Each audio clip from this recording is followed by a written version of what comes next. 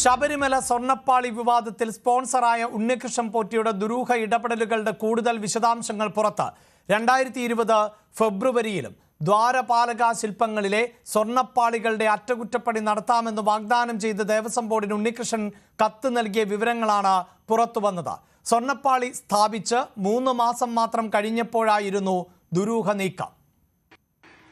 Devaswom vigilance നടത്തിയ അന്വേഷണത്തിലാണ് ഉണ്ണികൃഷ്ണൻ പോറ്റിയുമായി ബന്ധപ്പെട്ട കൂടുതൽ ദുരൂഹത ഉണർത്തുന്ന ഇടപാടുകൾ സംബന്ധിച്ച വിശദാംശങ്ങൾ ഇപ്പോൾ പുറത്തേക്ക് വരുന്നത്. അതിൽ പ്രധാനപ്പെട്ട കണ്ടെത്തൽ ഈ ദ്വാരപാലക ശില്പം അവിടെ സ്ഥാപിച്ച് 3 മാസത്തിന് ശേഷം, അതായത് 2020 ഫെബ്രുവരി മാസത്തിൽ ഈ ശില്പങ്ങൾ അറ്റകുറ്റപ്പണിക്കുന്ന പേരിൽ അവിടെ നിന്ന് കൊണ്ടുപോകാൻ അഭ്യർത്ഥിച്ചുകൊണ്ട് ബോർഡിനെ സമീപിച്ചു എന്ന വിവരങ്ങളാണ് ഇപ്പോൾ വിജിലൻസ് സംഘം കണ്ടെത്തിയിരിക്കുന്നത്. അതിൽ എടുത്തു പറയുന്ന കാര്യം, ഈ ശില്പങ്ങൾക്ക് മങ്ങലേറ്റിട്ടുണ്ട്, അതുകൊണ്ട് തന്നെ ഈ പാളികൾ അറ്റകുറ്റപ്പണികൾ നടത്തണം എന്ന ആവശ്യം ഉന്നയിച്ചുകൊണ്ടാണ് ബോർഡിന് കത്ത് നൽകിയതെന്നാണ്. പക്ഷേ ആദ്യം അത് പരിഗണിച്ചില്ല. അതിനുശേഷം 3 മാസങ്ങൾക്ക് ശേഷം വീണ്ടും ഈ ദ്വാരപാലക ശില്പം ഇത്തരത്തിൽ ഈ അറ്റകുറ്റപ്പണികൾ നടത്തുന്നതിന് വേണ്ടി വിട്ടു നൽകണം എന്ന് ആവശ്യപ്പെട്ടുകൊണ്ട് അനുമതി തേടി ബോർഡിനെ സമീപിച്ചിരുന്നു. ദേവസ്വം ബോർഡ് അതിനുള്ള അനുമതി നിഷേധിക്കുകയായിരുന്നു എന്ന വിവരങ്ങളാണ് പുറത്തുവരുന്നത്. അതായത് കൃത്യമായ ആസൂത്രണത്തോടെയാണ് ഈ ദ്വാരപാലക ശില്പം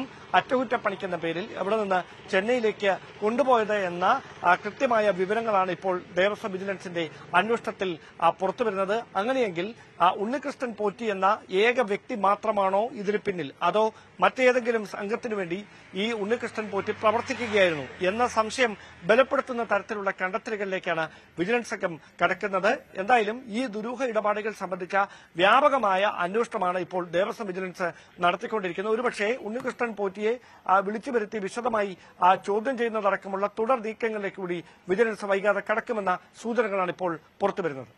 തിരുവിതാംകൂർ ദേവസ്വം ബോർഡ് മുൻ പ്രസിഡന്റ് കെ അനന്തഗോപനെ തള്ളി നിലവിലെ പ്രസിഡന്റ് PS പ്രശാന്ത്. ശബരിമലയിലെ അവസാന വാക്ക് തന്ത്രിയാണ്. മാനുവൽ പ്രകാരം സ്വർണം അറ്റകുറ്റപ്പണികൾക്ക് സന്നിധാനത്ത് നിന്ന് പുറത്തു കൊണ്ടുപോകാൻ ആകില്ല എന്ന വാദം ശരിയല്ല. താൻ പ്രസിഡന്റായ ശേഷം 5 തവണ കൊടിമരം പ്ലേറ്റിംഗിനായി ചെന്നൈയിൽ കൊണ്ടുപോയി. സ്വർണ്ണപ്പാളി ഒരിക്കലും ഉണ്ണികൃഷ്ണൻ പോറ്റിയുടെ കൈവശം കൊടുത്തുവിടാൻ പാടില്ലായിരുന്നു. അങ്ങനെ കൊടുത്തുവിട്ടതിൽ ഉദ്യോഗസ്ഥരുടെ ഭാഗത്ത് വീഴ്ചയുണ്ടായിട്ടുണ്ട്.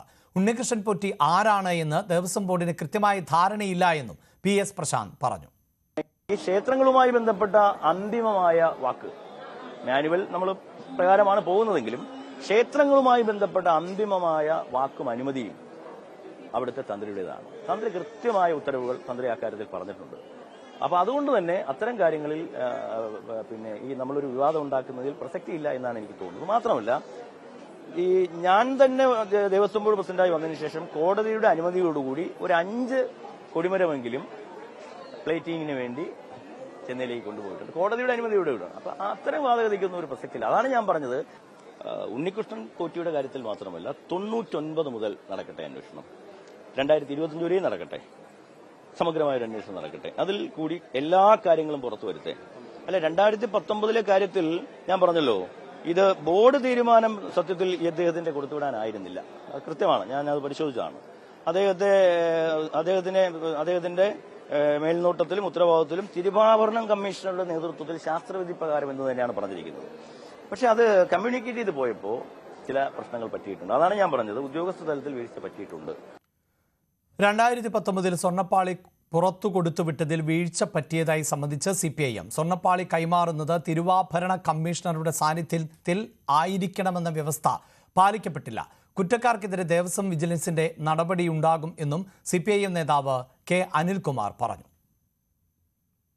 അവിടെ നിന്നും ഇത് കൊണ്ടുപോയി തിരികെ കൊണ്ടുവരിക എന്ന കാര്യം നിർവഹിക്കേണ്ടത് ദേവസ്വം തിരുവാഭരണ കമ്മീഷനും ദേവസ്വം കമ്മീഷനും ഉൾപ്പെടെയുള്ള ഉദ്യോഗസ്ഥരുടെ മേൽനോട്ടത്തിലാണ്.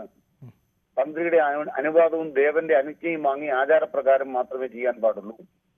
ഈ കാര്യങ്ങൾ അവിടെ ലംഘിക്കപ്പെട്ടു എന്നാണ് ഇപ്പൊ മനസ്സിലാക്കുന്നത്. അത് ഈ പോറ്റിയുടെ കയ്യിൽ കൊടുത്തുവിടാൻ ദേവസ്വം കമ്മീഷണർക്ക് അല്ലെങ്കിൽ അവിടുത്തെ തിരുവാഭരണ കമ്മീഷണർക്ക് അധികാരമുണ്ടായിരുന്നില്ല. അധികാര ദുർവിനിയോഗം നടത്തി പോറ്റിക്കൊപ്പം നിന്ന് ഈ തെറ്റായ കാര്യങ്ങൾ അവർ ചെയ്തു എന്നുള്ള കാര്യമാണ് ഇപ്പോൾ നമുക്ക് പ്രാഥമികമായി മനസ്സിലാക്കാൻ കഴിയുന്നത്. ഇല്ലെങ്കിൽ അവരുടെ ഭാഗത്തുനിന്നും വിശദീകരണങ്ങൾ ലഭ്യമാകേണ്ടതുണ്ട്. അതിൽ സംസ്ഥാന സർക്കാർ ഫലപ്രദമായ അന്വേഷണം ദേവസ്വം ബോർഡ് വിജിലൻസിനെ കൊണ്ട് നടത്തിക്കുന്നു. കൂത്തുപറമ്പ് MLA KP മോഹനന് നേരെ കയ്യേറ്റം. മാലിന്യ പ്രശ്നം പരിഹരിക്കാൻ നടപടിയെടുക്കുന്നില്ല എന്നാരോപിച്ച് കണ്ണൂർ പെരിങ്ങത്തൂരിൽ വെച്ചാണ് MLAയെ കയ്യേറ്റം ചെയ്തത്.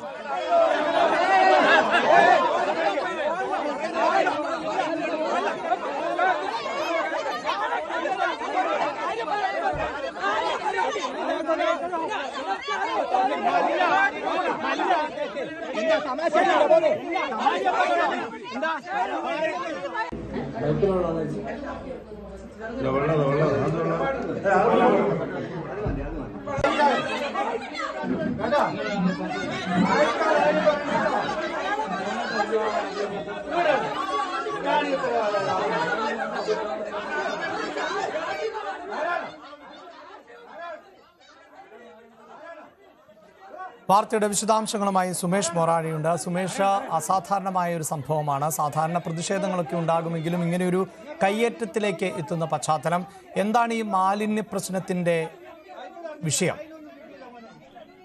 അഭിലാഷ്, തണൽ എന്ന് പറയുന്ന ചാരിറ്റബിൾ ട്രസ്റ്റിന്റെ കീഴിൽ പ്രവർത്തിക്കുന്ന ഒരു ഡയാലിസിസ് സെന്റർ ഒരു 5 വർഷമായി അവിടെ പ്രവർത്തിച്ചു വരികയാണ്. ഇതിന്റെ മാലിന്യം അത് പുറത്തേക്കുള്ള കിണറിലേക്ക് വരുന്നു എന്നുള്ള അതായിരുന്നു ഈ പ്രദേശക്കാരുടെ പ്രശ്നം. ഇതിന്റെ നിരന്തരമായി ഈ സ്ഥലത്തുള്ള MLA കൂത്തുപറമ്പ് MLA KP മോഹന്റെ ശ്രദ്ധയിൽപ്പെടുത്തുകയും എന്നാൽ അതിനൊരു ശാശ്വതമായ പരിഹാരം കാണുന്നതിന് വേണ്ടി MLA ശ്രമിച്ചില്ല എന്നുള്ളതാണ് ഇവരുടെ പ്രതിഷേധം. ഇന്ന് അവിടെ ആ പ്രദേശത്തുള്ള ഒരു അംഗനവാടി ഉദ്ഘാടനത്തിനെത്തിയതായിരുന്നു KP മോഹൻ MLA. MLAക്ക് നേരെയാണ് അവിടുത്തെ നാട്ടുകാർ പ്രതിഷേധവുമായി രംഗത്തെത്തിയത്. അത് പിന്നെ കയ്യേറ്റത്തിലും കലാശിക്കുകയും ചെയ്തു. നിരന്തരം ഈ MLAയുടെ ഭാഗത്ത് അനാസ്ഥയുണ്ട് എന്നാണ് ഇവരുടെ പ്രശ്നം. അതായത് പ്രശ്നം പരിഹരിക്കുന്നതിന് വേണ്ടി വേണ്ട വിധത്തിൽ ഇടപെടാൻ മുൻകൈ എടുത്തിട്ടില്ല എന്നുള്ളതാണ് ആ പ്രദേശവാസികളുടെ പ്രശ്നം പറയുന്നത്. എന്നാൽ തണലിന്റെ ഭാരവാഹികൾ പറയുന്നത് ഇത് 5 വർഷം മുന്നേ പ്രവർത്തിച്ചു വരുന്ന ഒരു യൂണിറ്റാണ്, ഡയാലിസിസ് യൂണിറ്റാണ്. അവിടെ സൗജന്യമായാണ് രോഗികൾക്ക് ഡയാലിസിസ് ചെയ്തു വരുന്നത്.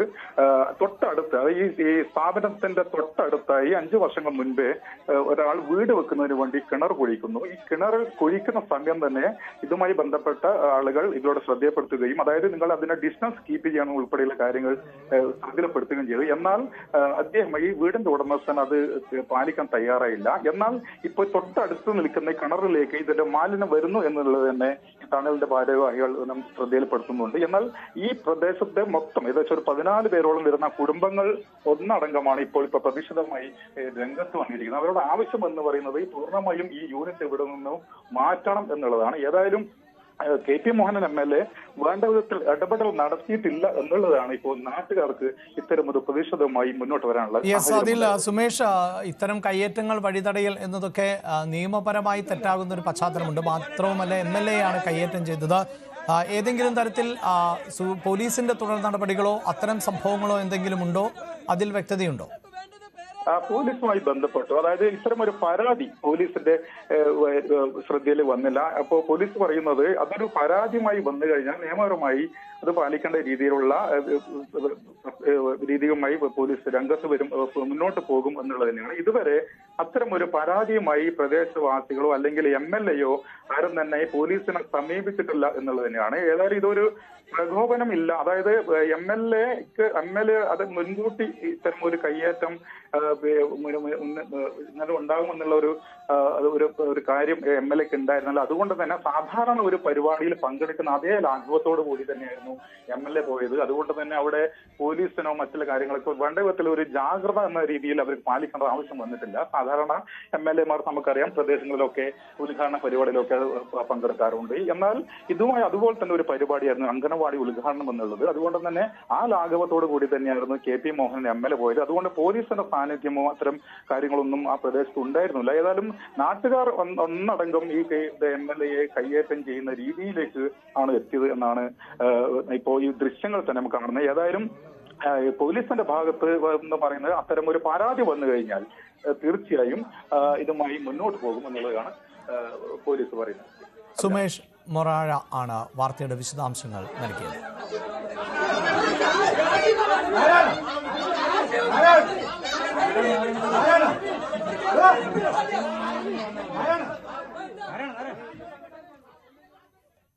ഹരിശ്രീ കുറിച്ച അക്ഷരലോകത്തേക്ക് കുട്ടികൾ വിജയദശമി ദിനത്തിൽ പ്രമുഖ ക്ഷേത്രങ്ങളിലും വിദ്യാഭ്യാസ സ്ഥാപനങ്ങളിലും സാംസ്കാരിക കേന്ദ്രങ്ങളിലും ആയിരക്കണക്കിന് കുരുന്നുകൾ ആണ് ആദ്യാക്ഷരം എഴുതിയത്. തിരുവനന്തപുരം ഐരാണിമുട്ടം പൂജപ്പുര സരസ്വതി മണ്ഡപം, കോട്ടയം പനച്ചിക്കാട് ക്ഷേത്രം, തൃശൂർ തിരുവുള്ളക്കാവ് ക്ഷേത്രം, തിരൂർ തുഞ്ചൻ പറമ്പ് അടക്കം എഴുത്തിന് ഇരുത്തൽ കേന്ദ്രങ്ങളിൽ വലിയ തിരക്കായിരുന്നു അനുഭവപ്പെട്ടത്. തെക്കൻ കേരളത്തിൽ പ്രത്യേകിച്ച് തിരുവനന്തപുരത്ത് ഏറ്റവും വിപുലമായി വിദ്യാരംഭ ചടങ്ങുകൾ നടക്കുന്ന, വിജയദശമി ആഘോഷം നടക്കുന്ന പൂജപ്പുര സരസ്വതി മണ്ഡപത്തിലാണ് ഞങ്ങളുള്ളത്. ഇവിടെ പുലർച്ചെ മുതൽ തന്നെ ആയിരക്കണക്കിന് കുരുന്നുകളാണ് ആദ്യാക്ഷരം കുറിക്കാനായി എത്തിയത്. വിവിധ മേഖലകളിൽ, സമൂഹത്തിന്റെ വിവിധ മേഖലകളിൽപ്പെട്ട പ്രമുഖർ ഇവിടെ കുട്ടികൾക്ക് ആദ്യാക്ഷരം കുറിച്ചു.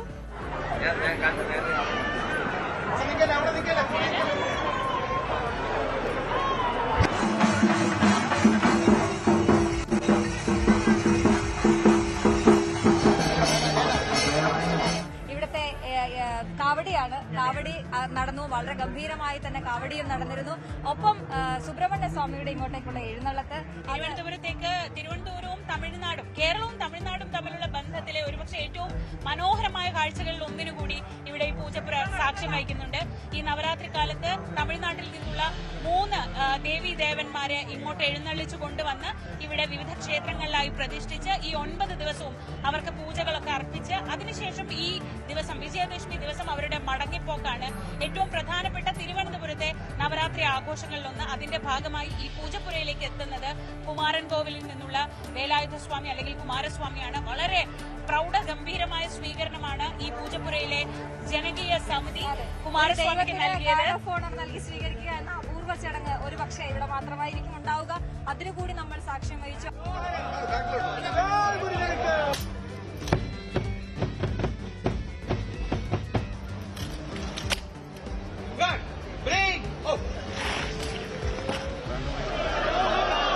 പനച്ചിക്കാട് ദക്ഷിണ മൂകാംബിക ക്ഷേത്രത്തിൽ ഇത്തവണയും വലിയ ജനത്തിരക്ക് തന്നെയാണ് അനുഭവപ്പെടുന്നത്. മണിക്കൂറുകൾ കഴിയുന്തോറും ദേവിയെ ദർശിക്കുന്നതിനും തന്റെ കുരുന്നുകളെ ആദ്യാക്ഷരം കുറിക്കുന്നതിനു വേണ്ടി നിരവധി പേരാണ് ഇങ്ങോട്ടേക്ക് എത്തിക്കൊണ്ടിരിക്കുന്നത്. നമുക്ക് ഈ ദൃശ്യങ്ങൾ കാണാം.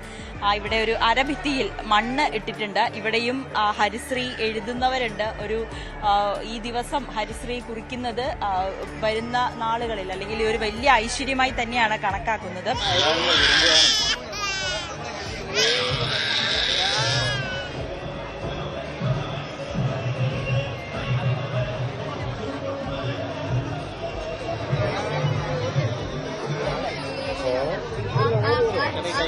മറ്റൊരു പ്രത്യേകത, ഈ ക്ഷേത്രത്തിൽ ഒരു ദിവസം മാത്രമല്ല, ഈ വിദ്യാരംഭത്തിന് മാത്രമല്ല, എല്ലാ ദിവസവും ആദ്യാക്ഷരം കുറിക്കാൻ കുരുന്നുകളെ കൊണ്ട് ഇവിടേക്ക് വരുന്നവരുണ്ട്. എല്ലാ ദിവസവും അത് ഇവിടെ നടത്തി പോരുന്നുണ്ട്. 2 ദിവസം, ഈ പൂജ വയ്ക്കുന്ന 2 ദിവസം ഒഴിച്ചു കഴിഞ്ഞാൽ ബാക്കി എല്ലാ ദിവസങ്ങളിലും ഇവിടെ വിദ്യാരംഭ ചടങ്ങുകൾ നടക്കുന്നു.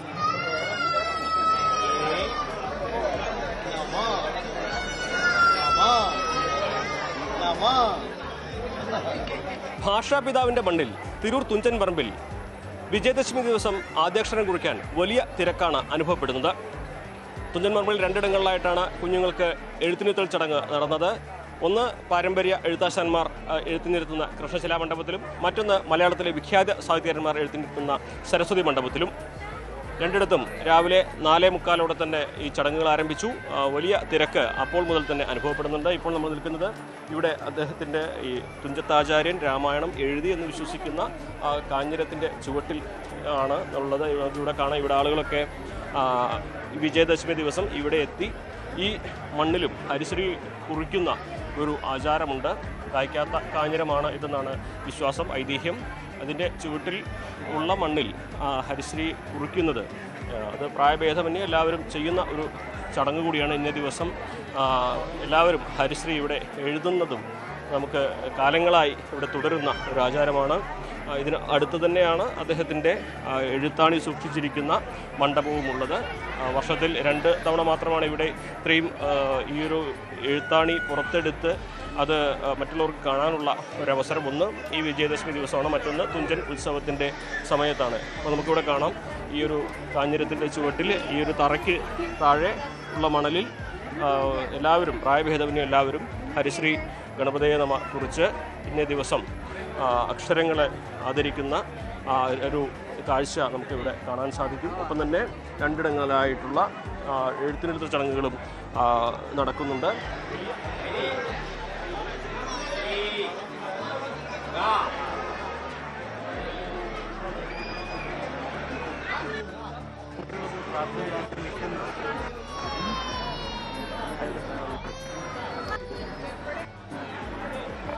കഴിഞ്ഞ വർഷങ്ങളെ അപേക്ഷിച്ച് കൂടുതൽ മുന്നൊരുക്കങ്ങൾ ഉള്ളതുകൊണ്ട് തന്നെ തിരക്ക് വലിയ തോതിൽ അനുഭവപ്പെടുന്നില്ല എന്നതും ശ്രദ്ധേയമായ ഒരു കാര്യമാണ്. അത് മറ്റൊരു പ്രധാനപ്പെട്ട ഒരു കാര്യം MT വാസുദേവൻ നായർ ഇല്ലാത്ത ആദ്യത്തെ വിജയദശമിയാണിത് എന്നുള്ളതാണ്.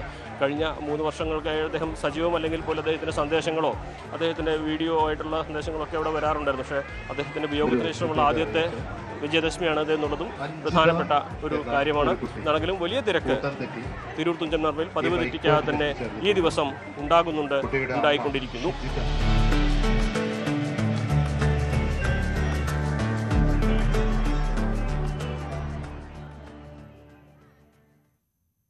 കൊല്ലൂർ മൂകാംബിക ക്ഷേത്രത്തിൽ നിരവധി കുരുന്നുകൾ ആണ് ആദ്യാക്ഷരം എഴുതിയത്.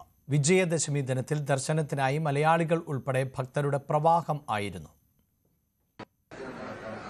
വിദ്യാരംഭ ചടങ്ങുകൾ ഇവിടെ കൊല്ലൂരിൽ പുരോഗമിക്കുകയാണ്. രാവിലെ 3:30 ആരംഭിച്ച ചടങ്ങുകളാണ്. 3:30 തുടങ്ങിയിട്ട് ഇപ്പോഴും തുടർന്നുകൊണ്ടിരിക്കുകയാണ്. ഒരുപാട് കുരുന്നുകൾ അവരുടെ ആദ്യാക്ഷരം കുറിക്കാനായി, മാതാപിതാക്കളുടെയൊക്കെ വലിയ ആഗ്രഹമാണല്ലോ തങ്ങളുടെ കുഞ്ഞിനെ എന്തെങ്കിലും തരത്തിലുള്ള ഭാഗ്യം കിട്ടിയാൽ കൊല്ലൂരിലെത്തിക്കുക, കുഞ്ഞിന് ആദ്യാക്ഷരം കുറിക്കുക എന്നുള്ളത്, അതൊക്കെ നടത്തിയെടുക്കുക എന്നുള്ളത് വലിയ ഭാഗ്യമായി കാണുന്ന ഒരുപാട് ആളുകളുണ്ട്. അവരുടെയൊക്കെ ആഗ്രഹ പൂർത്തീകരണം കൂടിയാണ് ഇവിടെ സംഭവിച്ചുകൊണ്ടിരിക്കുന്നത് എന്നുള്ളതാണ്. ആ കുഞ്ഞുങ്ങളൊക്കെ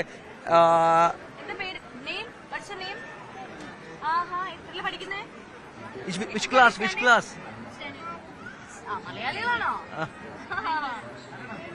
ബാംഗ്ലൂർ അതെ.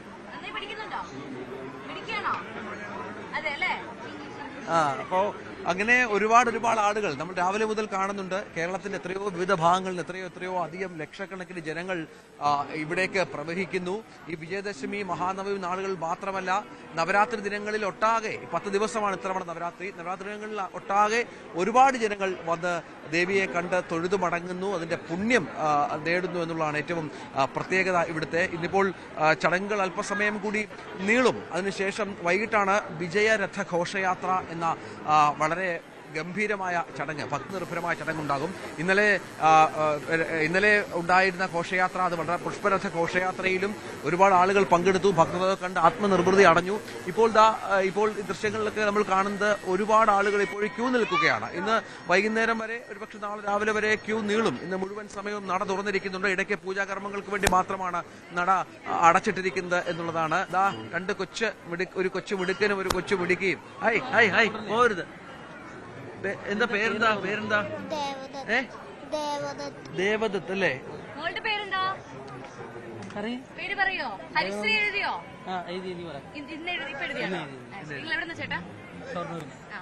ഇവരെല്ലാരും ഇവിടെ എഴുതിയ ആളുകൾ തന്നെയാണോ? പേരെന്താ?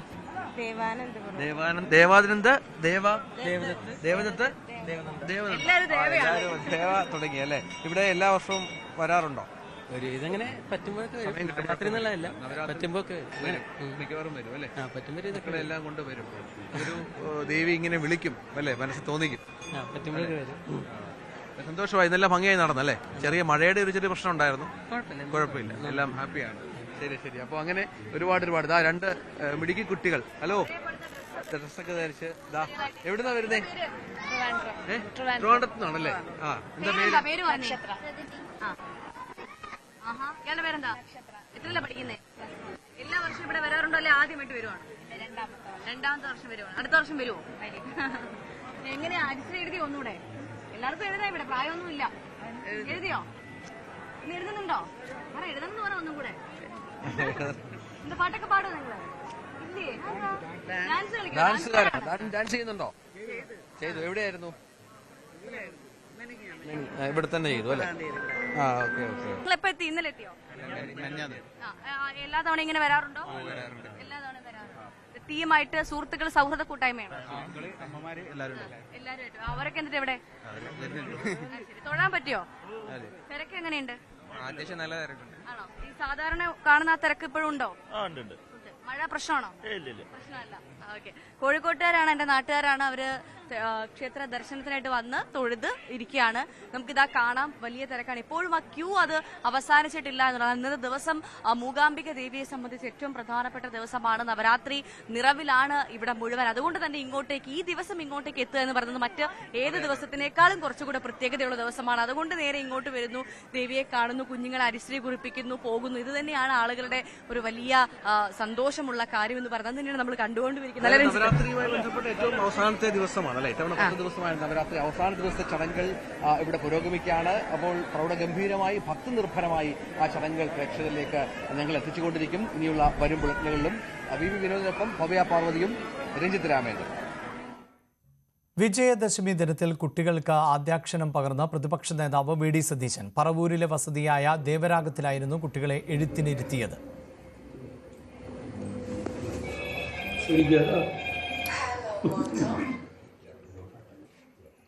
കുട്ടികൾ അറിവിൻ്റെ ലോകത്തിലേക്ക് പിച്ച വെച്ച് തുടങ്ങുന്ന മനോഹരമായൊരു ദിവസത്തിൻ്റെ ആരംഭമാണ്.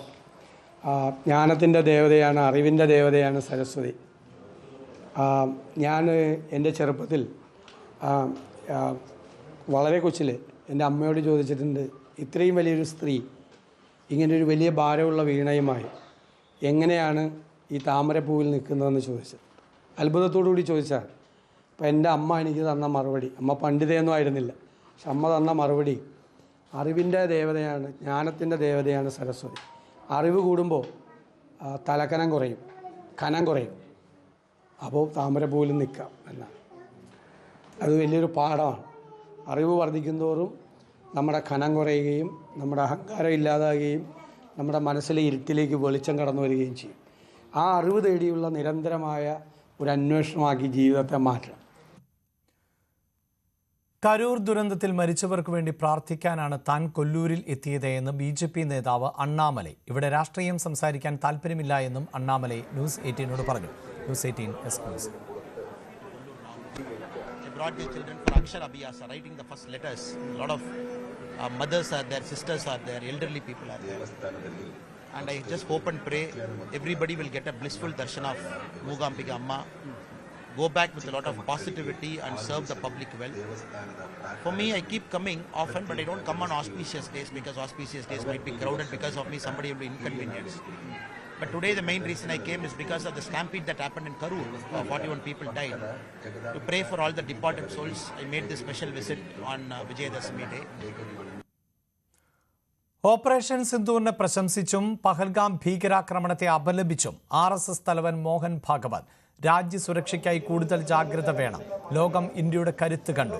ഭീകരവാദത്തെ പിന്തുണയ്ക്കുന്നവർക്ക് ഓപ്പറേഷൻ സിന്ദൂർ തക്കതായ മറുപടി നൽകിയെന്നും നാഗ്പൂരിലെ RSS ആസ്ഥാനത്ത് RSSന്റെ 100ാം വാർഷിക സമ്മേളനത്തിൽ അദ്ദേഹം പറഞ്ഞു. एक दुर्घटना पहलगाम की भी हुई. हमला हुआ सीमा पार के आतंकियों के द्वारा. 26 भारतीय नागरिकों की उनका धर्म पूछकर हत्या की.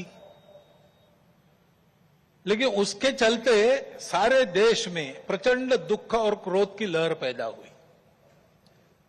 पूरी तैयारी करके सरकार ने, हमारी सेना ने उसका बहुत पुरजोर उत्तर दिया. सारे प्रकरण में हमारी नेतृत्व की दृढ़ता, हमारी सेना का शौर्य, कौशल्य और समाज की एकता और दृढ़ता का एक उत्तम चित्र प्रस्थापित हुआ. और यह भी वह घटना हमको सिखा गई कि यद्यपि हम सबके प्रति मित्र भाव रखते हैं और रखेंगे, फिर भी अपने सुरक्षा के विषय में हमको अधिकाधिक सजग रहना पड़ेगा, समर्थ बनना पड़ेगा.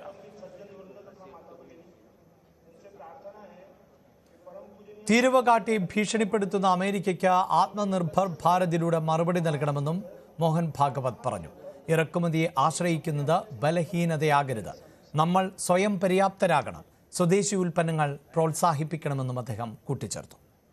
अमेरिका ने जो नई टैरिफ नीति अपनाई, उनके अपने हित के लिए अपनाई होगी, लेकिन उसकी मार तो सभी पर पड़ रही है. इसलिए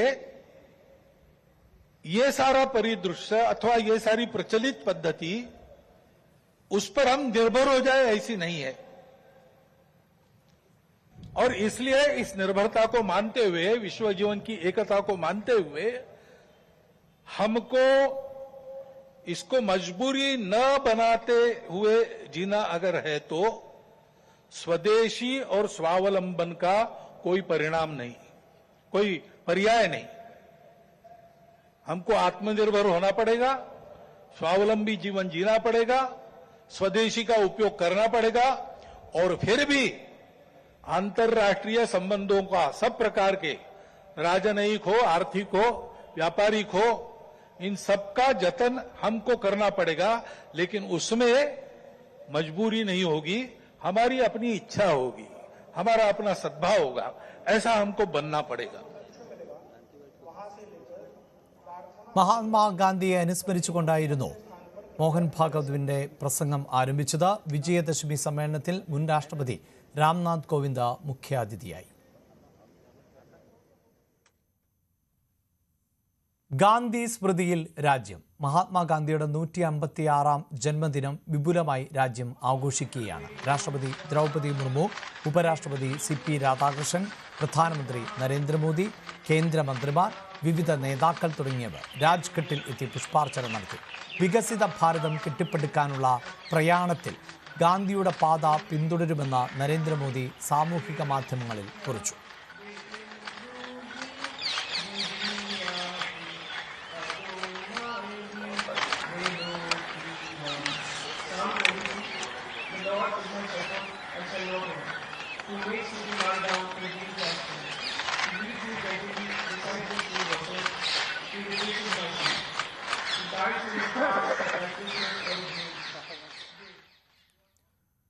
NSS ജനറൽ സെക്രട്ടറി സുകുമാരൻ നായർക്കെതിരെ തിരുവനന്തപുരത്ത് വീണ്ടും ഫ്ലക്സ്. കരിക്കകത്താണ് സുകുമാരൻ നായർക്കെതിരെ ഫ്ലക്സ് ബോർഡ് സ്ഥാപിച്ചത്. NSS കരിക്കകം എന്ന പേരിലാണ് ബോർഡ്. അയ്യപ്പ ഭക്തരെ പിന്നിൽ നിന്ന് കുത്തിയ സുകുമാരൻ നായർ സമുദായത്തിന് നാണക്കേടാണ് എന്നാണ് ഫ്ലക്സിലെ വിമർശനം. രാഹുൽ മാങ്കൂട്ടത്തിൽ നിന്ന് മോശം അനുഭവം ഉണ്ടായി എന്ന് ആദ്യം വെളിപ്പെടുത്തി രംഗത്തെത്തിയ നടി റിനി ആൻ CPIM വേദിയിൽ. KJ ഷൈനിന് എതിരായ സൈബർ അധിക്ഷേപത്തിൽ പ്രതിഷേധിച്ച് പറവൂരിൽ സംഘടിപ്പിച്ച പെൺ പ്രതിരോധ സംഗമത്തിലായിരുന്നു റിനി പങ്കെടുത്തത്. താനും വലിയ തോതിൽ സൈബർ ആക്രമണം നേരിട്ടതായും പ്രസ്ഥാനത്തെ ദുഃഖിപ്പിക്കേണ്ട എന്ന് കരുതിയാണ് യുവ നേതാവിന്റെ പേര് പറയാതിരുന്നത് എന്നും റിനി പറഞ്ഞു. ചടങ്ങിൽ KJ ഷൈൻ റിനിയെ CPIMലേക്ക് സ്വാഗതം ചെയ്തു. കഴിഞ്ഞ ദിവസം പറവൂരാണ് ഈ ഒരു പരിപാടി സംഘടിപ്പിച്ചത്. CPM നേതാവ് KJ ഷൈനെതിരെ നടക്കുന്ന സൈബർ ആക്രമണത്തിൽ പ്രതിഷേധിച്ചുകൊണ്ട് CPMന്റെ നേതൃത്വത്തിൽ സംഘടിപ്പിച്ച പരിപാടിയായിരുന്നു. KK ഷൈലജ ടീച്ചറായിരുന്നു ഇതിൻ്റെ ഉദ്ഘാടക. ഏതായാലും ഈ സമ്മേളന വേദിയിലേക്ക് റിനി ജോർജ് എത്തുകയും KJ ഷൈനെ ഐക്യദാർഢ്യം പ്രഖ്യാപിക്കുകയും എല്ലാം തന്നെ ചെയ്തതോടുകൂടി ഇത് കൂടുതൽ ഈ സമ്മേളനം എന്നത് ശ്രദ്ധ നേടുകയാണ്. CPM വേദിയിലേക്ക് റിനി ജോർജ് എത്തുകയും അവർക്ക് നേരിട്ട സൈബർ അധിക്ഷേപം സംബന്ധിയായ കാര്യങ്ങൾ അവരുടെ അഭിപ്രായങ്ങൾ പറയുകയും ചെയ്തിരിക്കുന്നു.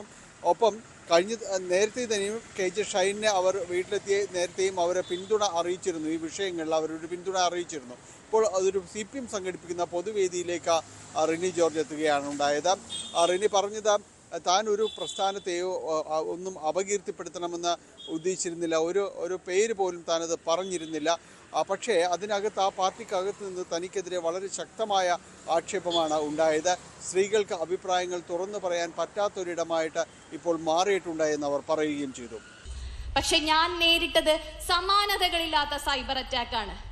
ഞാൻ മറ്റു പാർട്ടികളുമായി ചേർന്ന് CPMുമായി ചേർന്ന് ഗൂഢാലോചന നടത്തി അവരെ തകർക്കാൻ ശ്രമിക്കുകയാണ് എന്നുപോലുമുള്ള ഇല്ലാത്ത ആരോപണങ്ങൾ. ഇപ്പോൾ പോലും ഞാൻ ഇവിടെ വന്ന് നിൽക്കുമ്പോൾ കുറച്ച് ഭയത്തോടു കൂടിയാണ് നിൽക്കുന്നത്. കാരണം വീണ്ടും ഇത് വെച്ച് അവരിനി എന്തെല്ലാം കഥകൾ പ്രചരിപ്പിക്കുമെന്ന ഒരു മാനസികമായൊരു ഭയമുണ്ട്.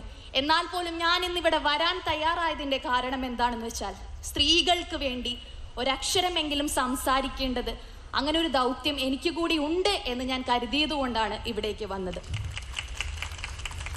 പല പെൺകുട്ടികളും ഇതുമായി ബന്ധപ്പെട്ടും പല രീതിയിൽ എന്നെ കോണ്ടാക്ട് ചെയ്യുകയും അവരുടെ കണ്ണീര് എന്നോട് ഷെയർ ചെയ്യുകയും ചെയ്തു. പലരും വിളിച്ചിട്ട് നിർത്താതെ കരയുകയാണ്, അവരനുഭവിച്ച വേദനകൾ പങ്കുവെക്കുകയാണ്. പക്ഷെ അവരോട് ഞാൻ പറയുമ്പോൾ പുറത്തിറങ്ങി നിങ്ങൾ പറയൂ, പരാതി കൊടുക്കൂ എന്ന് പറയുമ്പോൾ അവർക്ക് ഭയമാണ്. KJ ഷൈനിന് പിന്തുണ പ്രഖ്യാപിച്ച് നടന്ന പരിപാടിയാണെങ്കിലും റിനി ജോർജ് എത്തിയതോടുകൂടി ആ പരിപാടിക്ക് കൂടുതൽ പ്രസക്തി വന്നിരിക്കുന്നു. റിനിയെ കൂടി പാർട്ടിയിലേക്ക് സ്വാഗതം ചെയ്തുകൊണ്ടാണ് പിന്നീട് KJ ഷൈൻ പ്രസംഗിച്ചത്. KJ ഷൈൻ പറഞ്ഞത് കോൺഗ്രസിനകത്ത് നിന്ന് വലിയ രീതിയിലുള്ള ഒരു അതിക്രമം റിനിക്ക് ഉണ്ടായിരിക്കുന്നു. സ്ത്രീകളെ സ്മാർത്ഥ വിചാരണ ചെയ്യുന്ന ഒരു പാർട്ടിയായ ഒരു കൂട്ടം പേരുടെ സംഘമായിട്ട് കോൺഗ്രസ് മാറുന്നു. ആ കോൺഗ്രസിനകത്ത് അങ്ങനെയും ചില ആളുകളുണ്ട് എന്നവർ പറയുന്നു.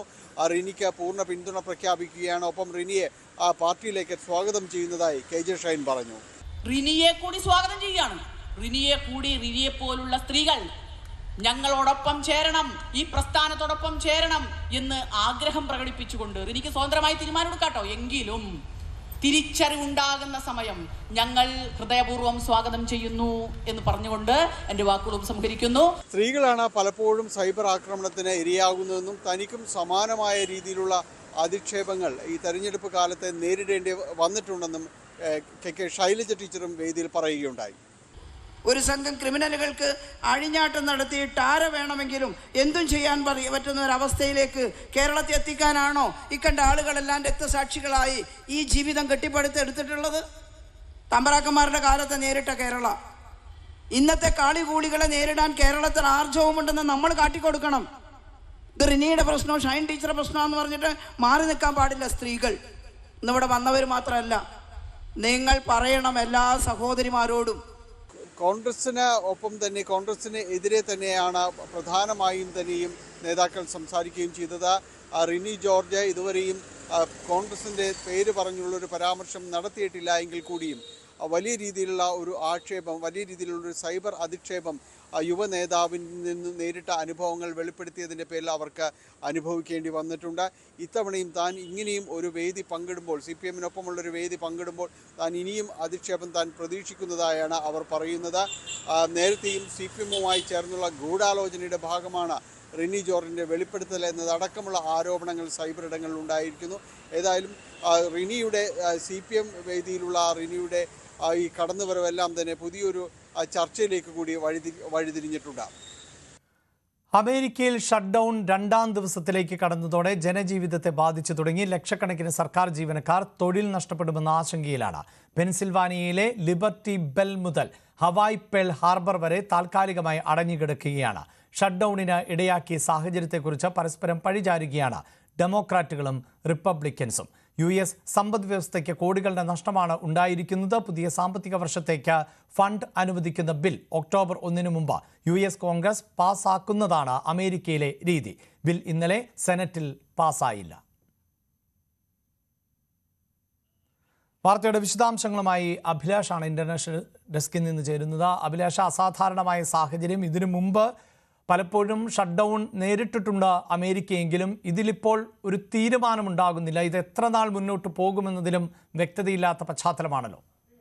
അഭിലാഷ്, ഇതിപ്പോൾ എല്ലാ വർഷവും സെനറ്റിൽ ഇത്തരത്തിൽ വരുന്ന വർഷത്തേക്കുള്ള സാമ്പത്തിക ബിൽ സെനറ്റിൽ ഭരണകക്ഷി അവതരിപ്പിക്കാറുണ്ട്. അത് പ്രതിപക്ഷവും ഭരണപക്ഷവും ഒരുമിച്ച് അത് അംഗീകരിക്കുന്നതോടെ അത് ബില്ല് പാസ്സായി മുന്നോട്ട് പോകുന്നതാണ് പതിവ്. എല്ലാ വർഷവും ഒക്ടോബർ 1-ാം തീയതിക്ക് മുമ്പ് തന്നെ ഈ ബില്ല് പാസ്സാക്കി അടുത്ത വരുന്ന വർഷത്തേക്കുള്ള എല്ലാ ശമ്പളം കൊടുക്കുന്നത് അടക്കമുള്ള ധനബില്ല് പാസ്സാക്കി വരുന്നതാണ് രീതി. പക്ഷേ ഇത്തവണ അതുണ്ടാകാത്തതാണ് ഈ ഒരു സാഹചര്യത്തിലേക്ക് അമേരിക്ക അടച്ചു പൂട്ടുന്ന ഒരു സാഹചര്യത്തിലേക്ക് കാര്യങ്ങൾ കടന്നു പോയത്.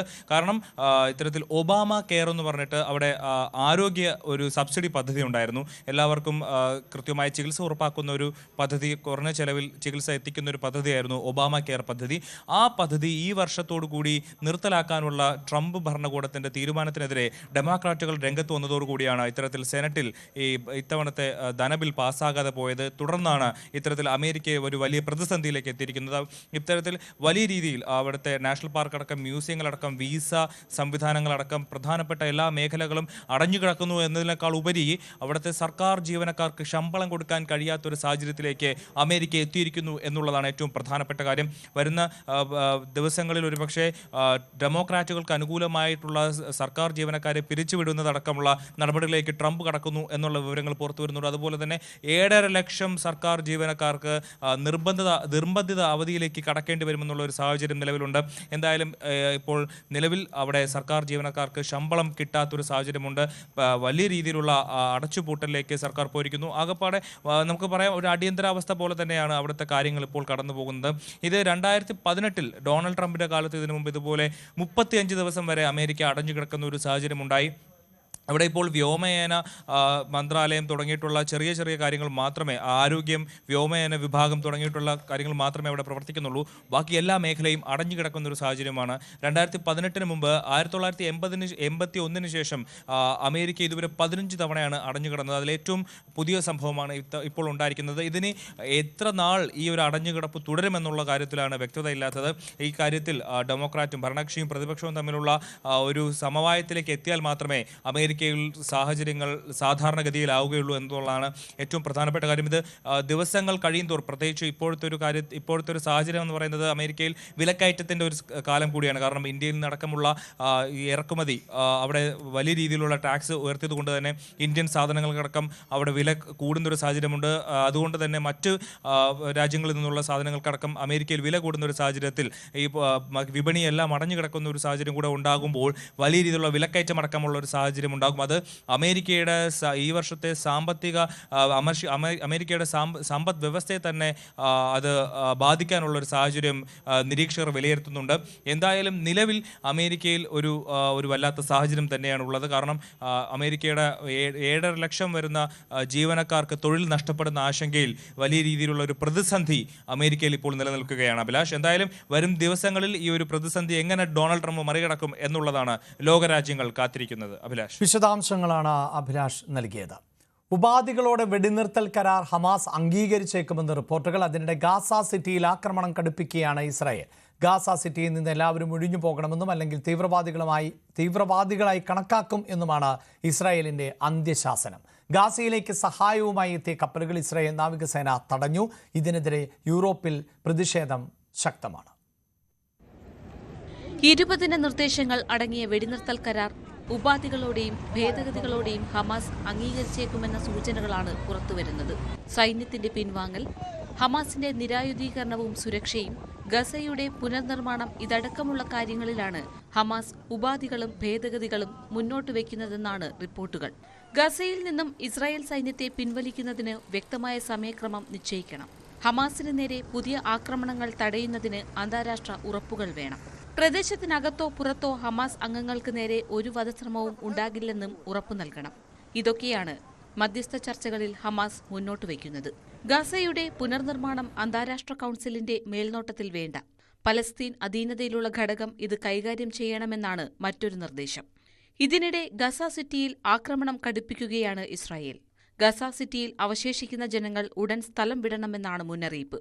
ഇല്ലെങ്കിൽ അവരെ തീവ്രവാദികളോ അവരെ പിന്തുണയ്ക്കുന്നവരോ ആയി കണക്കാക്കുമെന്നാണ് അന്ത്യശാസനം. ഗസയിലേക്ക് സഹായവുമായി എത്തിയ കപ്പലുകൾ ഇസ്രായേൽ നാവികസേന തടഞ്ഞു. സ്വീഡിഷ് പരിസ്ഥിതി പ്രവർത്തകയായ ഗ്രേറ്റ തൻബർഗ് ഉൾപ്പെടെയുള്ളവരെ കസ്റ്റഡിയിലെടുത്തു. If you wish to deliver aid to Gaza, you may do so through the established channels. Please change your course toward the port of Ashdod, where the aid will undergo a security inspection. 37 രാജ്യങ്ങളിൽ നിന്നുള്ള 201 പേരാണ് Mediterranean കടലിലൂടെ ഗസയിലേക്ക് നീങ്ങിയത്. ഇവരെ തടഞ്ഞതിനെതിരെ യൂറോപ്പിലും Latin American രാജ്യങ്ങളിലും പ്രതിഷേധം ശക്തമാകുകയാണ്.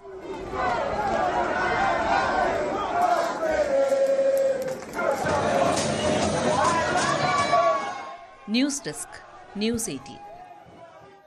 CPIM സംഘടിപ്പിക്കുന്ന പലസ്തീൻ ഐക്യദാർഢ്യ സമ്മേളനം വൈകിട്ട് കോഴിക്കോട് മുതലക്കുളത്ത് നടക്കുന്ന സമ്മേളനത്തിൽ ഇന്ത്യയിലെ പലസ്തീൻ അംബാസിഡർ അബ്ദുള്ള അബു ഷാവേഷ് ആണ് മുഖ്യാതിഥി.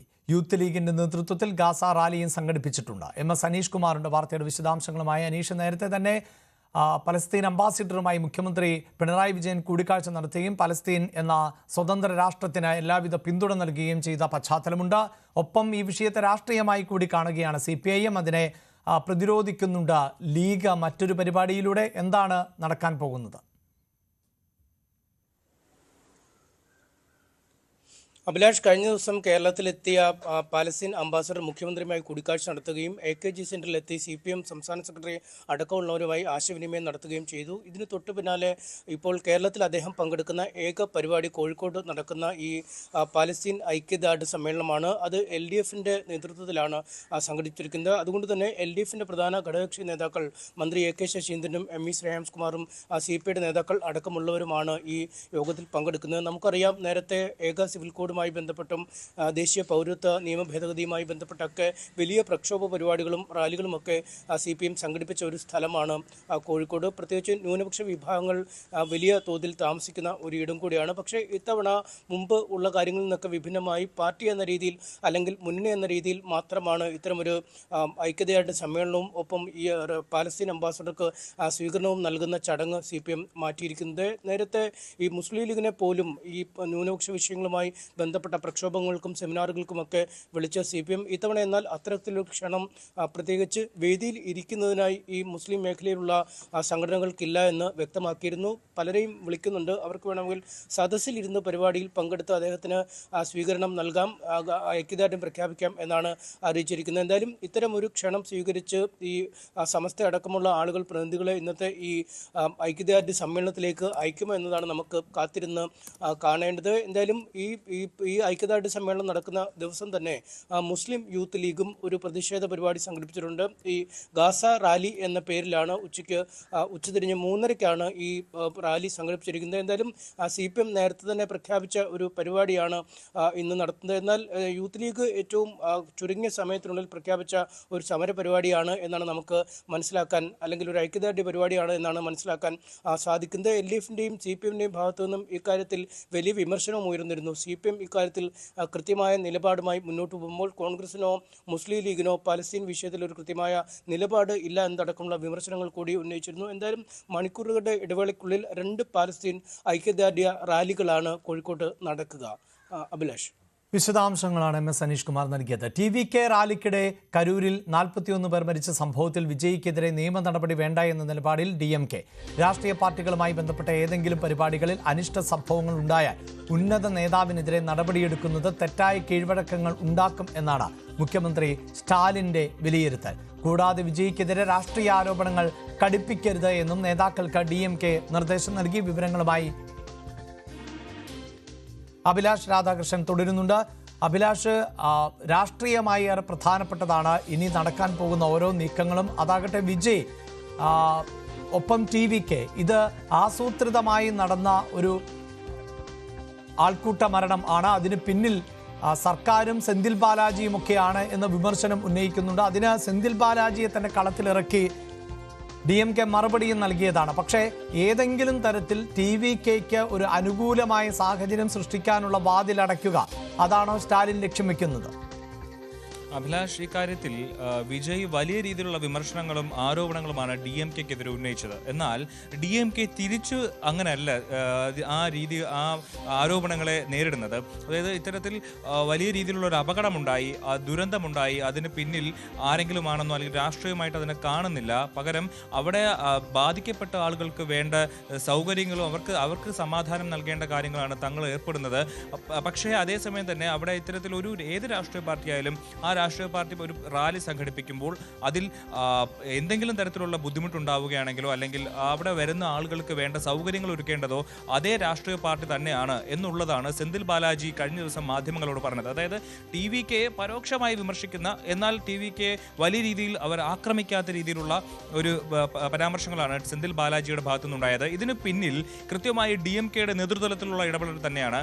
ഏതെങ്കിലും തരത്തിൽ വിജയെ കടന്നാക്രമിച്ച് വീണ്ടും അത് TVKയും DMKയും തമ്മിലുള്ള ഒരു ആക്രമണ പ്രത്യാക്രമണമാവാതെ അതിന് ഒരു BJPക്ക് ഇതിനിടയിൽ ഒരു സ്കോപ്പ് കൊടുക്കാതെ വിജയെ ഒരു മൂടി വെച്ചുകൊണ്ടുള്ള അല്ലെങ്കിൽ വിജയ്ക്ക് വലിയ രീതിയിലുള്ള രാഷ്ട്രീയ ബുദ്ധിമുട്ടുകൾ ഉണ്ടാക്കാത്ത രീതിയിലുള്ള ഒരു നീക്കമാണ് DMKയുടെ ഭാഗത്തു നിന്നുണ്ടാകുന്നത്. മാത്രമല്ല വിജയ്ക്കെതിരെ എന്തുകൊണ്ട് അറസ്റ്റ് വാറണ്ട് പ്രഖ്യാപിച്ചില്ല അല്ലെങ്കിൽ വിജയ് എന്തുകൊണ്ട് അറസ്റ്റ് ചെയ്യുന്നില്ല എന്നുള്ള ചോദ്യം DMK മുന്നണിയിൽ നിന്ന് തന്നെ ഉയരുന്നുണ്ട്. അതുപോലെ പലരും കോടതി അവരെ സമീപിക്കുന്ന ഒരു സാഹചര്യമുണ്ട്. എന്നാൽ DMKയുടെ നിലപാട് ഏതെങ്കിലും ഒരു രാഷ്ട്രീയ പാർട്ടിയുടെ റാലിയിൽ എന്തെങ്കിലും ഒരു ബുദ്ധിമുട്ടുണ്ടായാൽ അതിൻ്റെ ഉന്നതനായ നേതാവിനെ അറസ്റ്റ് ചെയ്യുന്നത് തെറ്റായ ഒരു കീഴ്വഴക്കമുണ്ടാക്കും. അത് ഒരുപക്ഷെ ഭാവിയിൽ DMKയും മറ്റു പാർട്ടികളുമൊക്കെ ഇത്തരത്തിൽ ഒരു റാലികൾ സംഘടിപ്പിക്കുമ്പോൾ അവിടെ അനിഷ്ട സംഭവം ഉണ്ടായാൽ അതിൻ്റെ ഏറ്റവും ഉന്നതനായ നേതാവിനെ അറസ്റ്റ് ചെയ്യുന്നത് അതിന് തെറ്റായ ഒരു കീഴ്വഴക്കം ഉണ്ടാക്കും എന്നുള്ളതാണ് DMKയുടെ വിലയിരുത്തൽ. അതുകൊണ്ട് തന്നെ നേരിട്ട് വിജയ്ക്കെതിരെ ഒരു നടപടി വേണ്ട, പകരം പരോക്ഷമായിട്ടുള്ള രീതിയിൽ അവിടെ ബാധിക്കപ്പെട്ടവർക്ക് കൂടെ DMK ആണ് എന്നുള്ള ഒരു പ്രതീതി ഉണ്ടാക്കി അതുവഴി ആ ഒരു സംഭവത്തെ തങ്ങൾക്ക് അനുകൂലമാക്കി മാറ്റുക എന്നുള്ളതാണ് DMKയുടെ തന്ത്രം. അതേസമയം തന്നെ BJP ഇതിൽ TVKയെ നേരിട്ട് ആക്രമിക്കാതെ DMK തന്നെ മുഖ്യശത്രുവായ DMK തന്നെ തിരഞ്ഞെടുത്തുകൊണ്ട് അവരെ തന്നെ ആക്രമിക്കാനാണ് BJPയുടെ നീക്കം. അതിന് മുന്നോടിയായിട്ട് അമിത്ഷായുടെ ഓഫീസിൽ നിന്ന് വിജയെ നേരിട്ട് വിളിക്കുന്ന ഒരു സാഹചര്യം വരെ ഉണ്ടായിട്ടുണ്ട്. എന്നാൽ വിജയ് ആ കോൾ എടുത്തിട്ടില്ല എന്നുള്ളതാണ് നമുക്ക് ലഭിക്കുന്ന വിവരം. എന്തായാലും ഇപ്പോൾ ഈ കരൂർ വിഷയത്തിൽ ഇനി അടുത്ത ഒരു 2 ആഴ്ചത്തേക്ക് TVKയുടെ ഒരു റാലിയും സംസ്ഥാനത്ത് നടത്തേണ്ട എന്നുള്ള ഒരു തീരുമാനമാണ് TVK എടുത്തിരിക്കുന്നത്. മാത്രമല്ല ഈ വിഷയത്തിൽ ഗൂഢാലോചന സിദ്ധാന്തം ഉന്നയിച്ചുകൊണ്ട് മുന്നോട്ട് പോവുക, ആ ഒരു വിഷയത്തിൽ നിന്ന് അതായത് വിജയ് അന്നത്തെ കരൂർ സംഭവത്തിന് തൊട്ടു പിന്നാലെ ചെന്നൈയിലേക്ക് പോവുകയും അവിടുത്തെ കാര്യങ്ങൾ അവിടെ ആശുപത്രി ഒന്ന് സന്ദർശിക്കാത്ത വിഷയത്തിൽ വലിയ രീതിയിലുള്ള വിമർശനങ്ങൾ വിജയ്ക്കെതിരെ ഉയരുന്നുണ്ട്. ആ വിമർശനത്തെ തനിക്ക് അനുകൂലമാക്കി അല്ലെങ്കിൽ ആ ഒരു പ്രശ്നത്തെ തനിക്ക് അനുകൂലമാക്കി മാറ്റാൻ എന്തൊക്കെയാണ് ചെയ്യേണ്ടത്, അതിന് സോഷ്യൽ മീഡിയ ഉപയോഗിച്ച് എന്തൊക്കെ കാര്യങ്ങളാണ് ചെയ്യാൻ കഴിയുക, അത്തരം കാര്യങ്ങളെല്ലാം TVKയുടെ ഭാഗത്തുനിന്ന് ഉണ്ടായിക്കൊണ്ടിരിക്കുകയാണ്. അതുമായി ബന്ധപ്പെട്ടുള്ള സോഷ്യൽ മീഡിയയിൽ വലിയ ക്യാമ്പയിനുകൾ നടത്തുന്നുണ്ട്. ഇതിൽ കരൂരിൽ ഈ അപകടം ഉണ്ടായതിന് തൊട്ടു പിന്നാലെ എങ്ങനെ സെന്തിൽ ബാലാജി ആശുപത്രിയിലെത്തി, 30ഓളം ആംബുലൻസുകൾ എങ്ങനെ ഈ പ്രദേശത്തെത്തി, കറക്റ്റ് ഇത്രയും വലിയൊരു ആൾക്കൂട്ടം ഉണ്ടായ സ്ഥലത്ത് എങ്ങനെ വൈദ്യുതി കട്ടായി തുടങ്ങിയിട്ടുള്ള നിരവധി ചോദ്യങ്ങൾ ഉന്നയിച്ചുകൊണ്ട് എന്തുകൊണ്ട് 500 പോലീസുകാരെ മാത്രമേ ആ പ്രദേശത്ത് വിന്യസിച്ചുള്ളൂ എന്നുള്ള അടക്കം കാര്യങ്ങൾ ചൂണ്ടിക്കാട്ടിയാണ് വിജയ് ഇപ്പോൾ DMKയെ ആക്രമിക്കുന്നത്. തീർച്ചയായും DMK ഈ വിഷയത്തെ ഏറെ സൂക്ഷ്മതയോടുകൂടിയാണ് നോക്കിക്കാണുന്നത് എന്ന് വേണം നമുക്ക് മനസ്സിലാക്കാൻ. BJP കല്യാശ്ശേരി മണ്ഡലം ജനറൽ സെക്രട്ടറി വിജു നാരായണന്റെ വീടിന് നേരെ ബോംബേർ. പുലർച്ചെ 2:30യോടെയാണ് ആക്രമണം ഉണ്ടായത്. ബോംബേറിൽ വീടിന് കേടുപാടുകൾ സംഭവിച്ചു. ശബ്ദം കേട്ട് വീട്ടുകാർ എഴുന്നേറ്റ് വന്നപ്പോഴേക്കും അക്രമികൾ രക്ഷപ്പെട്ടു. സംഭവത്തിന് പിന്നിൽ CPIM ആണ് എന്ന് BJP ആരോപിച്ചു. കണ്ണപുരം പോലീസ് അന്വേഷണം ആരംഭിച്ചിട്ടുണ്ട്. കാസർഗോഡ് KSU നേതാക്കൾ കരുതൽ തടങ്കലിൽ. മുഖ്യമന്ത്രിയുടെ സന്ദർശനം കണക്കിലെടുത്താണ് നടപടി. KSU ജില്ലാ പ്രസിഡന്റ് അഡ്വക്കേറ്റ് ജവാദ് പുത്തൂർ, ജില്ലാ ജനറൽ സെക്രട്ടറി അൻസാരി കോട്ടക്കുന്ന് എന്നിവരെയാണ് കരുതൽ തടങ്കലിലാക്കിയത്. ചേർക്കളയിൽ ഹോട്ടലിൽ ഭക്ഷണം കഴിക്കുന്നതിനിടെയാണ് കരുതൽ തടങ്കലിൽ എടുത്തത്.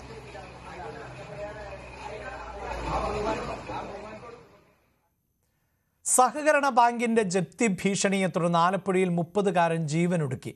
ആലപ്പുഴ കണിച്ചുകുളങ്ങര അയ്യനാട്ടു വെളിവീട്ടിൽ വൈശാഖ് മോഹൻ ആണ് മരിച്ചത്. കണിച്ചുകുളങ്ങര സർവീസ് സഹകരണ ബാങ്കിൽ തിങ്കളാഴ്ച നടത്തിയ അദാലത്തിൽ വായ്പാ തിരിച്ചടവിന് സാവകാശം അനുവദിക്കാത്തതോടെയാണ് ആത്മഹത്യ ചെയ്തത് എന്ന് ബന്ധുക്കൾ പറയുന്നു. കയർ തൊഴിലാളിയായിരുന്ന വൈശാഖ് മോഹൻ കുടുംബത്തിന്റെ ബാധ്യത തീർക്കാനായാണ് സ്റ്റുഡിയോയിൽ ജോലിക്ക് കയറിയത്. ബാധ്യത തീർത്ത് വീട് തിരികെ പിടിക്കാനുള്ള പരക്കം പാച്ചിലായിരുന്നു. എന്നാൽ തിരിച്ചടവിന് കുറച്ച് സമയം കൂടി ബാങ്ക് അധികൃതരോട് അമ്മ ഓമനയ്ക്കൊപ്പം വൈശാഖ് ആവശ്യപ്പെട്ടെങ്കിലും അനുവദിച്ചില്ല. തിങ്കളാഴ്ച ബാങ്കിൽ നിന്ന് മടങ്ങിയെത്തിയ ഉടൻ വൈശാഖ് ആത്മഹത്യ ചെയ്യുകയായിരുന്നു. അത് തീർത്തും ശരി തന്നെയാണ്. ജീവനക്കാരുടെ ഒരു സഹകരണം, അവിടുത്തെ മെമ്പർഷിപ്പ് അല്ലെങ്കിൽ അതിൻ്റെ വായ്പക്കാരനുമായിട്ടൊക്കെയുള്ള ഒരു സഹകരണത്തിൻ്റെ ഒരു മോശമായ പ്രവർത്തനം അവിടെ നടക്കുന്നുണ്ട്. കാര്യം 2015 ഈ വായ്പ എടുത്തത്. ആ വായ്പ ഈ പറയുന്ന പേരൊക്കെ മുത്തച്ഛനെടുത്ത. അപ്പോൾ അതിൻ്റെ അവകാശികൾ ശരിക്കും ഓമനയും ആനന്ദവല്ലി അമ്പി, ഇവർ 3 മക്കളാണ്. 3 പേർക്കാണ് അവകാശം. ആ രാഘവൻ്റെ മരണത്തിന് ശേഷം ആ വായ്പ തിരിച്ചടക്കാൻ പറ്റാത്തൊരവസ്ഥയിലേക്ക് പോയി. അപ്പോൾ ഈ കഴിഞ്ഞ ദിവസം ഇന്നലെ അദാലത്ത് വെച്ചിരുന്നു. സൊസൈറ്റി ഹിയറിങ്ങിന് വെച്ച് അത് കോടതിയിൽ പോയതിൻ്റെ പേരിൽ അത് പരിഹരിക്കുന്നതിന് വേണ്ടിയാണ് വരുന്നത്. പക്ഷേ പരിഹരിക്കുന്നതിന് വേണ്ടി ശ്രമം പരാജയപ്പെടുകയായിരുന്നു. അവിടെ 2015 1.5 ലക്ഷം രൂപയാണ് വൈശാഖിന്റെ മുത്തശ്ശൻ രാഘവൻ 1173 നമ്പർ കണിച്ചുകുളങ്ങര സർവീസ് സഹകരണ ബാങ്കിൽ നിന്ന് വായ്പ എടുത്തത്. രാഘവൻ മരണപ്പെട്ടതോടെ ബാധ്യത മകൾ ഓമനയുടെയും കുടുംബത്തിന്റെയും ചുമലിലായി. നിലവിൽ പലിശയും പിഴപ്പലിശയും അടക്കം 3,92,000 രൂപ അടയ്ക്കണമെന്നും അല്ലാത്തപക്ഷം വീടും സ്ഥലവും ജപ്തി ചെയ്യുമെന്നും കാട്ടി നോട്ടീസ് ലഭിച്ചിരുന്നു. ഇതിന് പിന്നാലെ അദാലത്തിലും ജപ്തി ചെയ്യുമെന്ന നിലപാട് ബാങ്ക് ആവർത്തിച്ചു. അപ്പോൾ ഞാൻ മൊഴി എടുത്ത് കൊടുത്തിട്ടുണ്ട് പോലീസ് സ്റ്റേഷനിൽ, ആ അമ്മയും കൊടുത്തിട്ടുണ്ട്. അപ്പോൾ പോലീസ് FIR നമ്പറൊക്കെ ഇട്ടിട്ടുണ്ട്. FIRന്റെ നടപടിയായിട്ട് ഞങ്ങൾ മുന്നോട്ട് അതിൻ്റെ ഈ കുടുംബമായിട്ട് ആലോചിച്ചിട്ട് മുന്നോട്ടുള്ള നിയമപരമായിട്ട് ഇവർക്ക് കിട്ടേണ്ട സഹായങ്ങൾ, സ്വന്തം മകൻ നഷ്ടപ്പെടുമ്പോൾ ഒരു അമ്മക്ക് വരുന്ന വികാരം എന്താണെന്നുള്ള നമുക്ക് അറിയാമല്ലോ. അപ്പോൾ തിരിച്ച് ഇനി ഭാവിയിൽ ആ അമ്മയെ സംരക്ഷിക്കാൻ കാത്തു നിൽക്കുന്ന ഒരു മകൻ നഷ്ടപ്പെട്ടിരിക്കുക. അപ്പോൾ ഈ പറയുന്ന കുടുംബത്തെ ഇനി ഒരു അത്താണിയായിട്ട് വരുമാന മാർഗം നഷ്ടപ്പെട്ട ഈ നിലയിൽ ഇത് ഗവൺമെൻറ്റിന് ശ്രദ്ധയിൽപ്പെടുത്തിക്കൊണ്ട് ഗവൺമെൻറ് ഇതിന് ഉചിതമായ നടപടി സ്വീകരിച്ചുകൊണ്ട് ഈ പറയുന്ന സൊസൈറ്റിയും ഭരണസമിതിയും എല്ലാവരെയും നിയമത്തിൻ്റെ മുമ്പിൽ എത്തിക്കുവാനുള്ള നടപടി സ്വീകരിക്കണമെന്നാണ് ഞങ്ങൾ ആവശ്യപ്പെടുന്നത്. വൈശാഖിന്റെ മരണവിവരം അറിഞ്ഞിട്ടും CPM നേതൃത്വം നൽകുന്ന ബാങ്ക് ഭരണസമിതി അംഗങ്ങളോ കുടുംബാംഗങ്ങളുമായി ബന്ധപ്പെട്ടിട്ടില്ല എന്നതും പ്രതിഷേധം വർദ്ധിപ്പിക്കുന്നു. ന്യൂസ് 18 ആലപ്പുഴ. ഋഷഭ് ഷെട്ടി നായകനായി തിരക്കഥ എഴുതി സംവിധാനം ചെയ്ത കാന്താര ചാപ്റ്റർ 1 പ്രേക്ഷകരുടെ ഭാഗത്ത് നിന്ന് മികച്ച പ്രതികരണം. സ്ക്രീനിൽ തീ പാറിച്ചുവെന്നും ആദ്യ ഭാഗത്തേക്കാൾ മികച്ചതാക്കി രണ്ടാം ഭാഗമെന്നും പ്രേക്ഷകർ പറയുന്നു. അങ്ങനെ വോ എന്ന് വിളിപ്പിക്കുന്നതാണ് കാന്താര ചാപ്റ്റർ 1 എന്ന് വിളിക്കേണ്ടി വരും. രണ്ടാം ഭാഗം 3 വർഷത്തിന് ശേഷം തിയേറ്ററുകളിലേക്ക് വരുമ്പോൾ സത്യം പറയുകയാണെങ്കിൽ അതിന്റെ റിവ്യൂ ആയിട്ട് പറയണമെന്നുണ്ട്. പക്ഷേ അത്രമാത്രം എക്സൈറ്റ്മെന്റോടുകൂടിയാണ് തിയേറ്ററിൽ നിന്ന് ഇറങ്ങി വരുന്നത്. പ്രതീക്ഷ എത്ര പ്രതീക്ഷ വന്നാലും നിങ്ങൾക്ക് അതിന് മുകളിൽ സിനിമ നല്ലത്. അത്രത്തോളം ക്വാളിറ്റി നടനം, രാക്ഷസ നടണമെന്ന് തന്നെ എടുത്തു പറയാം നമുക്ക്. എന്ന് വെച്ചാൽ എല്ലാവരും കൊടുത്ത റോളുകൾ അവർക്ക് എത്ര ചെയ്യാൻ പറ്റുമോ അതിന്റെ 10 ഇരട്ടി വരും. സിനിമ കാണുമ്പോൾ നിങ്ങൾക്ക് മനസ്സിലാവും അത്രത്തോളം പെർഫോമൻസും അതിനോടൊപ്പം തന്നെ വിഷ്വൽ ക്വാളിറ്റിയും എല്ലാം. എനിക്ക് തോന്നുന്നു ഇത്രയും നല്ല രീതിയിലൊരു സിനിമ ഈ ഒരു ബഡ്ജറ്റിൽ ബഡ്ജറ്റ് എത്ര മുടക്കിയോ അതിന്റെ 10 ഇരട്ടി സിനിമയിൽ നമുക്ക് കാണാനുണ്ട്. കാട്ടുതീ പടം ഭയങ്കര. ഫസ്റ്റ് ഹാഫ് കുറച്ച് ലാഗും കാര്യങ്ങളും ഉണ്ട്, പ്ലോട്ട് സെറ്റ് ചെയ്യുന്ന ലാഗൊക്കെ ഉണ്ട്. ഇന്റർവൽ ബ്ലോക്ക് സൂപ്പർ ബ്ലോക്കാണ്. പിന്നെ അങ്ങോട്ട് എന്താണ് ഋഷഭ് ഒരു രക്ഷയില്ല. പിന്നെ അതിലെ നടിയായാലും ഭയങ്കര ആക്ടിങ്, ഒരു രക്ഷയില്ല. രുക്മിണിയുടെ ആക്ടിങ് സൂപ്പറാണ്, ജയറാമിന്റെ ആക്ടിങ് സൂപ്പറാണ്. മൊത്തത്തിൽ ഒന്നും പറയല്ല. VFX, സിനിമാറ്റോഗ്രാഫി എല്ലാം അടിപൊളി. ബാക്ക്ഗ്രൗണ്ട് മ്യൂസിക്, സെക്കൻഡ് ഹാഫ് ഒക്കെ കണ്ടുണ്ടല്ലോ, എന്റെ ദൈവമേ, ഇത് ആരും കാണാതിരിക്കല്ലേ. കാട്ടുതീ ആദ്യം വന്നതിനെക്കാട്ടി ഭയങ്കര ഗംഭീരം, അതിഗംഭീരം. ബോംബെയിൽ ടാക്സി ഡ്രൈവറായിരുന്ന ആളാണ്, ഇപ്പൊ നിൽക്കുന്നുണ്ട്. അത് ദൈവം സൃഷ്ടിച്ച ഒരാളാണ് രാജീവ് ഷെട്ടി എന്ന് പറയുന്നത്. കാരണം അത്രയ്ക്ക് കിടിഞ്ഞ പെർഫോമൻസ്. ഞാൻ തൊഴുതുകൊണ്ടാണ് കണ്ടത്. ഋഷഭ് ഷെട്ടി എന്ന് പറഞ്ഞ മനുഷ്യൻ എനിക്ക് ഭയങ്കര ദൈവത്തിന് പോലെയാണ് തോന്നുന്നത്. പറയുമ്പോൾ തന്നെ ഇങ്ങനെ തൊഴാനാണ് തോന്നുന്നത്. അത്രയ്ക്ക് ഫസ്റ്റ് ഹാഫ് തുടങ്ങിയ സമയത്തൊക്കെ ചെറിയൊരു ലാഗ് എനിക്ക് എവിടെയോ ഫീൽ ചെയ്തു. പക്ഷെ എനിക്കൊന്ന് പറയാം, സെക്കൻഡ് ഹാഫ് ഒക്കെ മൈൻഡ് ബ്ലോയിങ്. മേക്കിംഗ് ഒക്കെ ഇത് എടുക്കുമ്പോൾ അവര് എങ്ങനെ ഇത് മേക്ക് ചെയ്തെടുത്തെങ്കിൽ മനസ്സിലാവണല്ലോ. അത്രയ്ക്ക് അടിപൊളിയായില്ല.